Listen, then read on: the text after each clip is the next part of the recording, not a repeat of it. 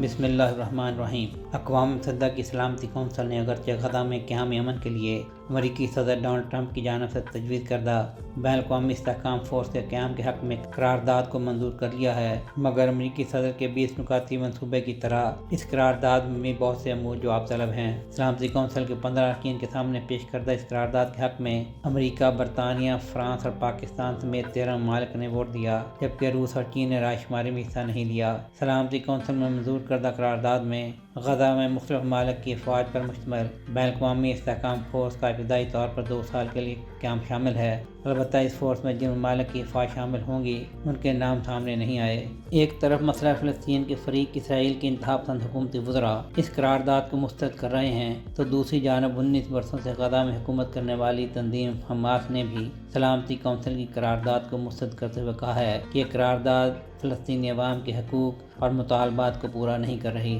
تاہم فلسطینی اتھارٹی نے اپنے بیان میں کہا ہے کہ اب قرارداد پر عمل درآمد کرنے کی ضرورت ہے، خصوصاً پائیدار امن کے لیے 2 ریاستی حل کی جانب پیش رفت ناگزیر ہے۔ اس سے قبل سعودی عرب اور فرانس کے ہمراہ صدر ٹرمپ کے 20 نکاتی منصوبے کی توثیق کرنے والے 8 بڑے عرب و اسلامی ملکوں نے قرارداد کے مسودے میں فلسطینی عوام کے حق کی خود ارادیت کو متن میں شامل کرنے کے لیے دباؤ ڈالا تھا، جس کے نتیجے میں دیگر قراردادوں کے مقابلے میں سلامتی کونسل کی قرارداد میں فلسطین کی ریاستی حیثیت تسلیم کرنے اور حق خود ارادیت کے حوالے سے ایک مصدقہ حوالہ موجود ہے، مگر اس پر عمل درآمد کیسے ہوگا، اس کا قرارداد کے متن میں کہیں ذکر نہیں، کیونکہ اب اسرائیل فلسطینی ریاست کے قیام کی سختی سے مخالفت کرتا ہے، جو فلسطین کی ریاستی حیثیت کی راہ میں اہم رکاوٹ ہے۔ سلامتی کونسل کی قرارداد یہ تو بتاتی ہے کہ بین الاقوامی استحکام فورس غزہ میں قیام امن میں مدد دے گی، مگر اس کے اختیارات اور دائرہ کار کا کہیں ذکر نہیں۔ یہ تو بتایا گیا ہے کہ یہ فورس مصر اور اسرائیل کے ساتھ مل کر غزہ کو غیر مسلح کرے گی